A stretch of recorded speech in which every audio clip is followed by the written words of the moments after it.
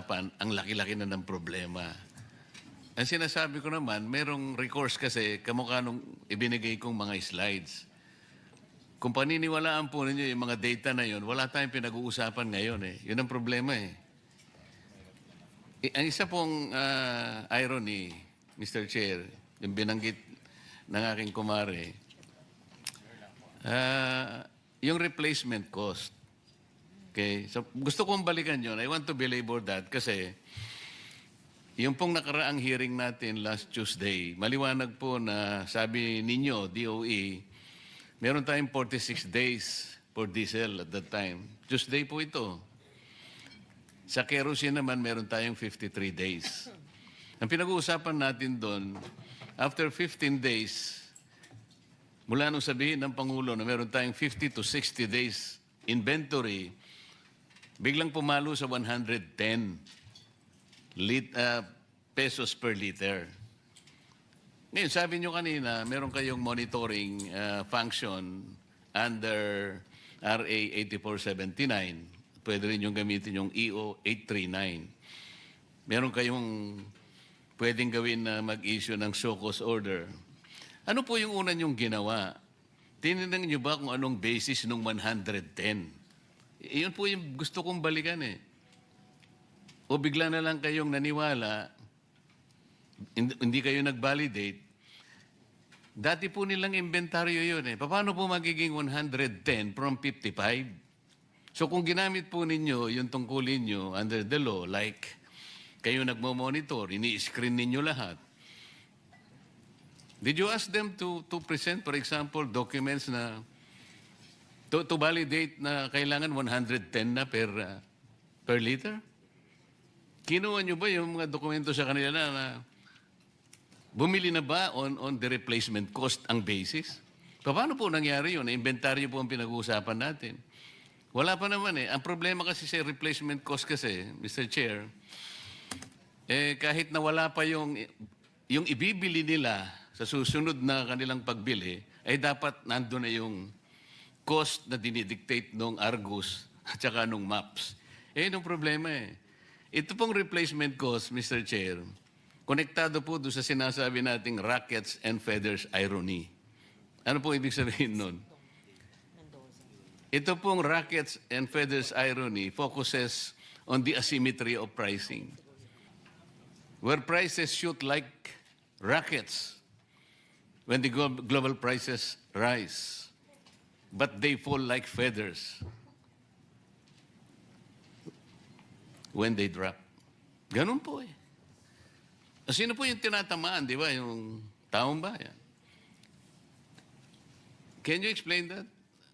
Paano po naging 110 nang hindi nyo man lang nababalidate?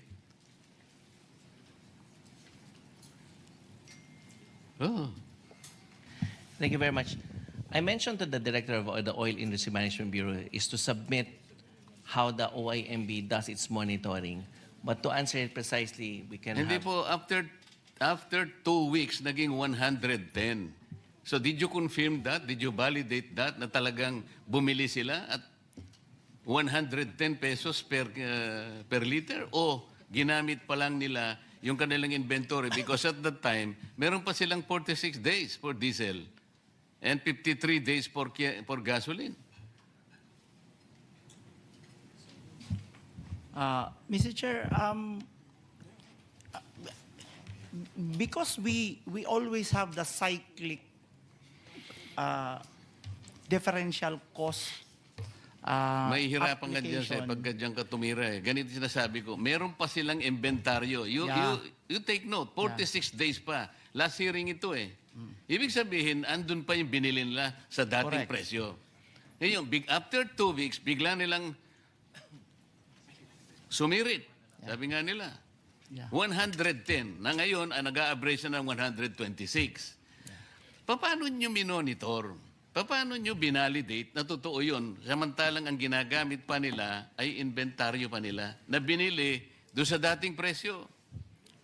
Mr. Chair, because basically it's like saying that the diesel we consume is around 33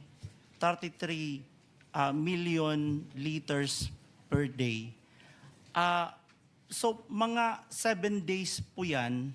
At pag yan ho ang nabenta, they always, Hindi nga. the industry always... After 2 weeks ba, naubos na yung kagad ng inventaryo? 45... Hindi, yung dumadating pagka next week, Hindi, teka mo, ang puntahan muna natin yung inventaryo nila. After 2 weeks ba naubos ang inventaryo? Is that the assumption of DOE? no, it's Yung around pala, 7 days. saan binasa yung 110? That is the question. So, Mr. Chair, because they have to replenish again the 7 days.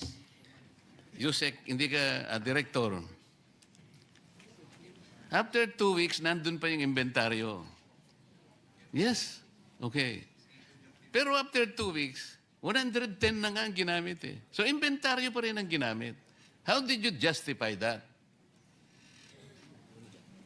Because, Mr. Chair, yung binenta kasi na yun will have to be replaced right after next week. So, kinolekta ho yung amount. So, ang nangyari, ang nag-finance ang taong bayan.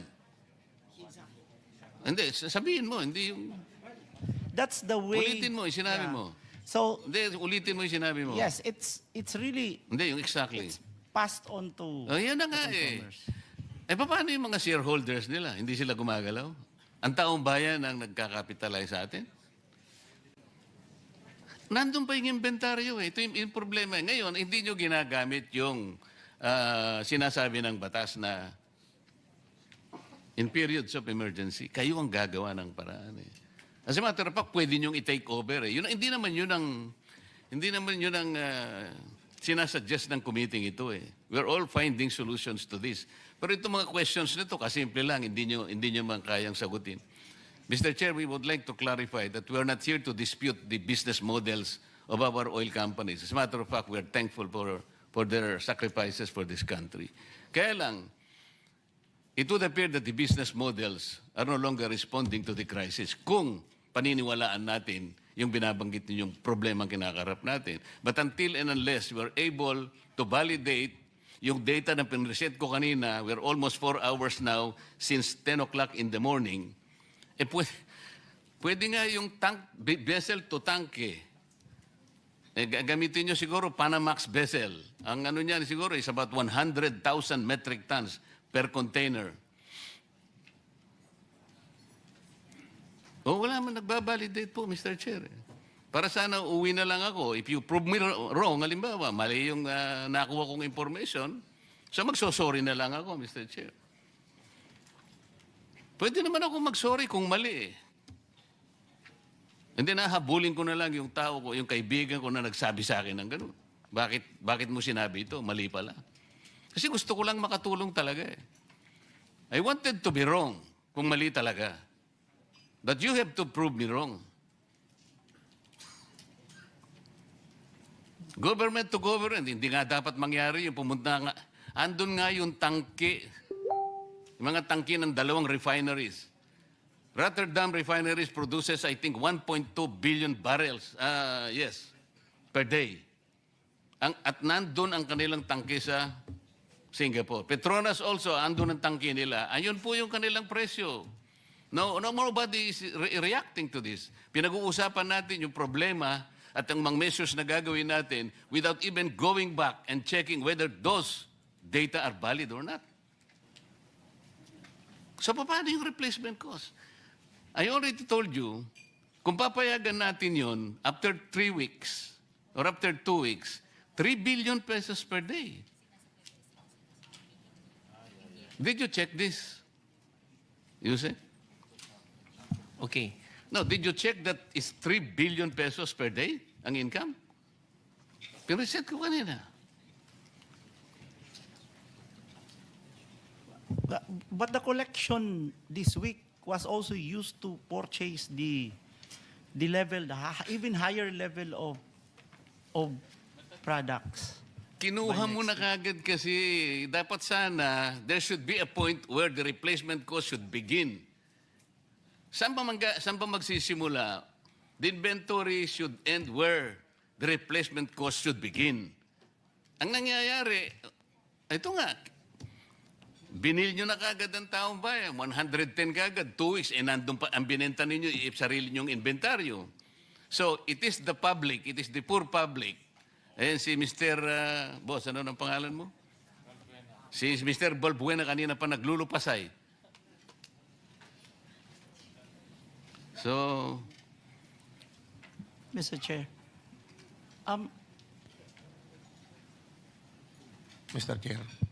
Mr. Chair, we're not saying that that is right in the business the way it's but now you are not deregulated. answering my question, Director. Sagutin mo muna. Is the 3 billion pesos per day? 1 month lang ito eh. So per day ito, 3 billion. Yes, Mr. Chair.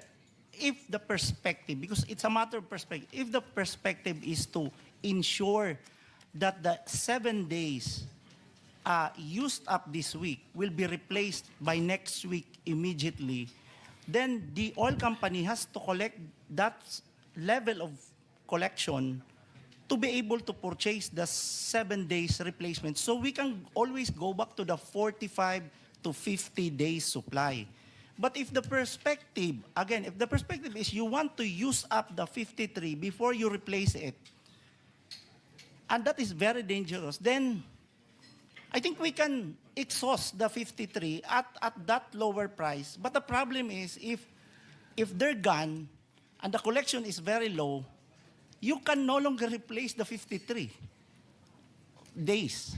So it's really, that's how they're explaining also on Caltex was also explaining that in the same way. No, but we're not saying- you're proceeding from the wrong premise. Ang sinasabi ko mula't mula pa, ang pinag-uusapan ninyo yung maps and indicators coming from the Argus. Okay? Yun ang basis ng replacement cost. Okay? Ito yung spot market ninyo, ito yung trading floor ninyo. Ang sinasabi ko,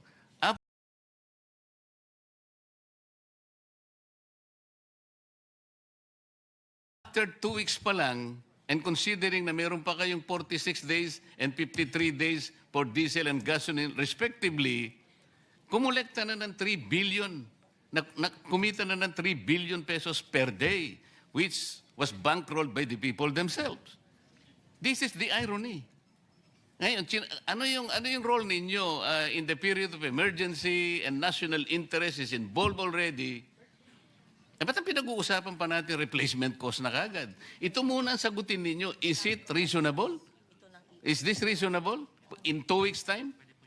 Mr. Chair, again, it's a matter of perspective. When the law says that we may direct the operation, we have to be mindful of again, on price, we have to be mindful of allowing the oil company to be able to replace it on a weekly basis. Okay, isara natin ang argumento. Did you check the oil companies? Kinuha nyo yung document? Kanino nila binili? Makikita nyo ba kung magkano binili? Did you check that? Have you done that? Not in that Paano mo sasabihin ngayon? Katungkulan nyo ngayon, if you are screening, if you are monitoring, okay, sabihin na natin replacement cost. Ali kayo mga kaibigan. Pwede nyo bandalin yung inyong mga ICPO. Tingnan natin kung saan nyo binili. Binili natin kay ganito, ito po yung presyo. Ganito. At least chinek natin. Now I am asking you, nag-check, sabi nyo hindi. So ano yung monitoring? This is the frustration, Mr. Chair. Salamat po. Mr. Chair. Senator, Mr. Balbuena, you want to interject? Ba't ka aalis kung frustrated ka? Wala kang sagot na nakuha.